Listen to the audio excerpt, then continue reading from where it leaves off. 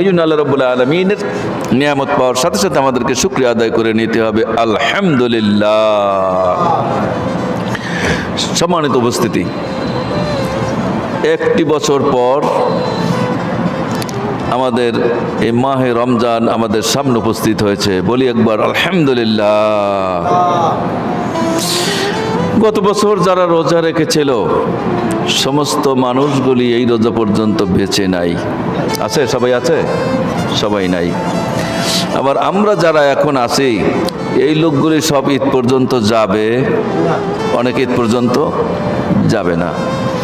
আবার অনেকে আগামী বছরের রোজাও আবার পাবে, কিন্তু অনেকে আগামী বছরের রোজা পাবে না।